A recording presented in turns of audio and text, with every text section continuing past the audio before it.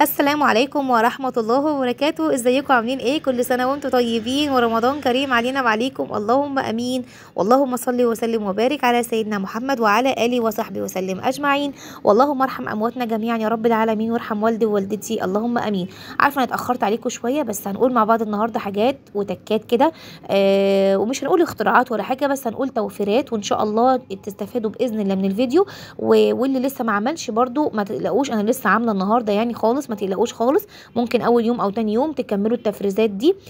بصوا احنا النهارده هنعمل، هنطلع من كيلو لحمه مفرومه، هنعمل 2 كيلو لحمه مفرومه، وده هيكفينا ان شاء الله باذن الله طول شهر رمضان باذن الله. هي لحمه مفرومه بنستخدمها في ايه؟ في سمبوسك، البشاميل، في الرقاق، فاكيد اكيد ان شاء الله هيكفينا باذن الله. ليه هيكفينا وهنقسم اللحمه ازاي على الاكلات هنعرف دلوقتي، بس نقول بسم الله توكلنا على الله.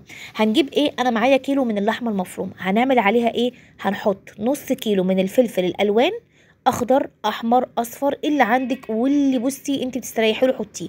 نص كيلو من الفلفل وكيلو الا ربع من البصل. ليه نص كيلو فلفل وكيلو الا ربع من البصل؟ المفروض ان انا احط نص كيلو فلفل ونص كيلو بصل، ولكن البصل مليان ميه، احط عليه كيلو الا ربع عشان الميه لما تروح يبقى احنا اخدنا نص كيلو فلفل.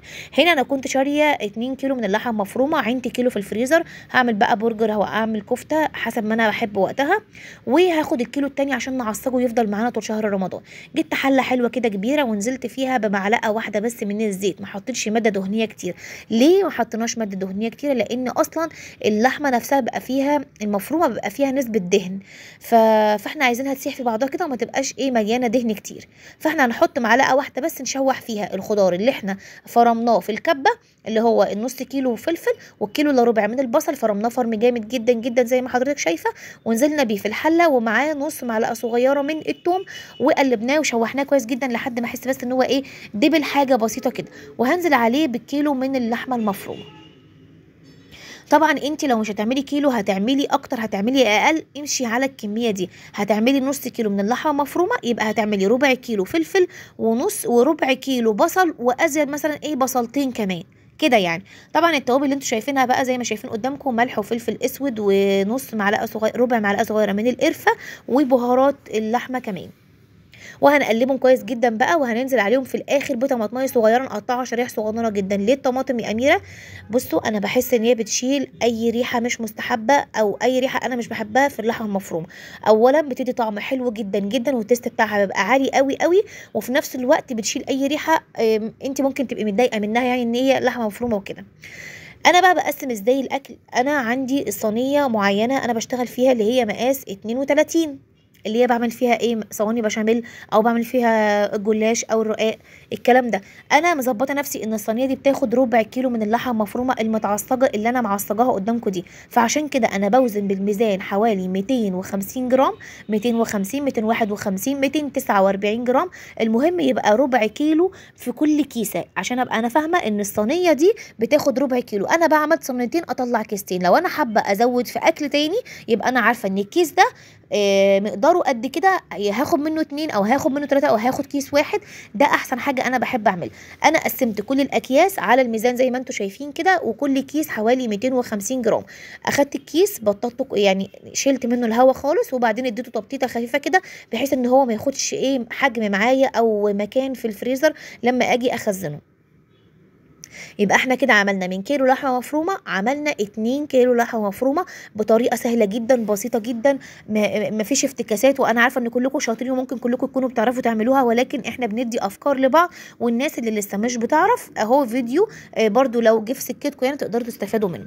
هنا بقى معانا 2 كيلو 70 جرام من اللحمه المفرومه، ودي كانت اول تفريزات معايا. هنخش بقى دلوقتي على التفريزات التانيه، بس ان شاء الله اللي وصل لحد دلوقتي معايا هنا يا ريت لايك وسبسكرايب لمطبخ اميره وريماس عشان يوصل لكم كل جديد، ويا ريت تسيبوا لي كومنت، واللايك اهم حاجه يا جماعه بعد اذنكم، الله يصلح حالكم عشان يرفع معايا الفيديو. هنا بقى هنيجي لتفريزات الفراخ، او انا مش بسميها تفريزات فراخ ولا حاجه، يعني على قد ايه ما انا قادره اجيب بجيب وبعمل. انا جبت هنا 4 فرخات حلوين كده، الواحده كانت مش يعني مش صغيره ومش كبيره، 2 كيلو وربع، حلوه جدا.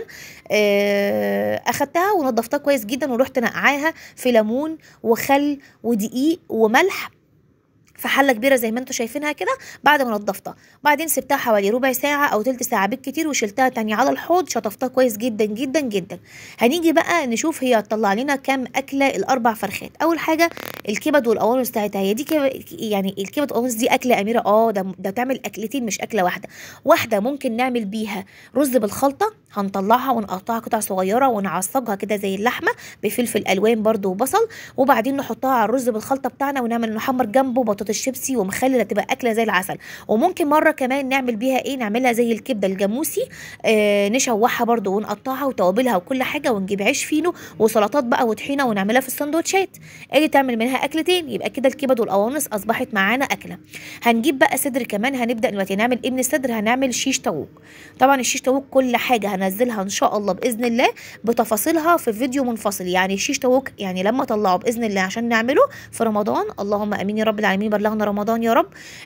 هجيب لكم بقى كل حاجه فيه. يعني مثلا هنقول ايه هي، ازاي هنعمل التتبيلات بتاعته، وهنسيبه قد ايه، وهنعمله ازاي، وايه الخضار اللي بتحط معاه. ما حبيتش ان انا اعمله كله دلوقتي عشان الدنيا ما تخشش في بعضها، ولو حد بيبحث على فيديو معين يقدر ان هو يوصل له.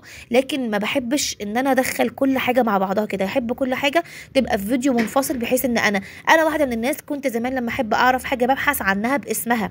يعني اخش ابحث مثلا الشيش طاووق ازاي، الستريبس ازاي.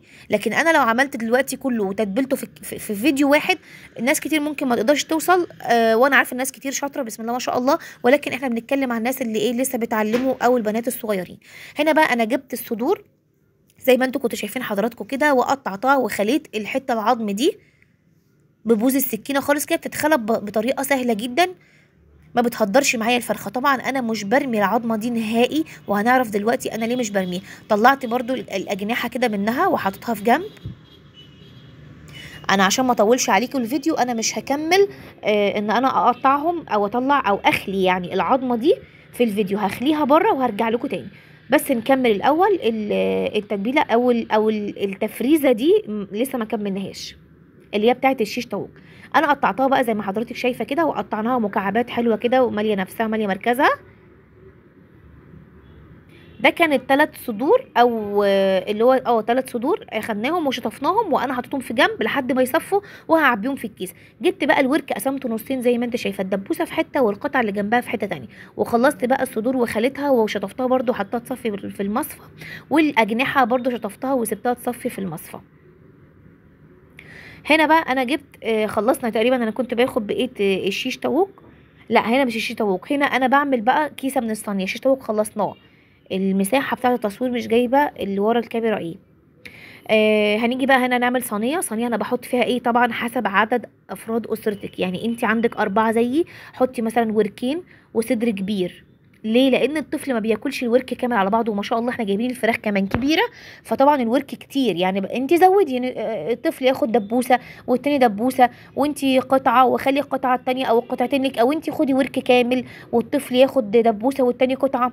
احنا يعني مش هقول لك ان احنا مش هناكل الاطفال فراخ ولا هناكل، بس يا جماعه الفراخ غاليه جدا، يعني بصراحه بامانه الله يعني غاليه. مش عارفه ليه، هو يعني الحمد لله والشكر لله على كل حال، بس في يعني في ناس تانية اللهم عينها يا رب على حالها باذن الله، بتبقى فعلا محتاجه ان هي ايه، انا هجيب فراخ بس ما نهدرش. يعني انا مش هحط فرخه كامله قدام الطفل وياخد نص فرخه كامله، او قصدي سوري ربع فرخه كامله ياخدها ويرمي لي الباقي. طب انا هعمل ايه؟ وساعات تاني يوم ما برضاش ياكله.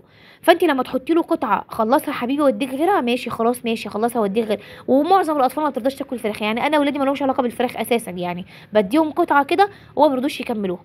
المهم بقى انا كنت كيست الصواني اللي انا عايزاها طبعا على كل على كذا اكله، يعني عملت الصينيه حسب افراد اسرتك. وجبت هنا بقى كان بيتبقي معايا 3 صدور. ال3 صدور دول انا عملت بيهم ستريبس، لاني بحب الستريبس ده جدا وبيفرط معايا في الاكل كتير جدا جدا جدا عن الشيش طاووق كمان يا جماعه. على فكره يعني انا قلت لهم نعمل يا جماعه اكلتين شيش طاووق واكله ستريبس، ولا نعمل 2 ستريبس وواحده شيش طاووق. كله اجمع ان احنا نعمل 2 ستريبس، لانه بصراحه بيشبع جدا، بيفرط جدا، بياكل جدا، طعمه حلو جدا. مش هقول لكم ان هو طعمه حلو، وطعم الشيش طاووق احلى. ولكن هو بيفرط قوي، وكمان الاطفال بتحب المكرونات، فهو لما يتعمل جنب مكرونه او تعمليه في عيش فينو كده برده ومعاه سلطات وطحينه والكلام ده،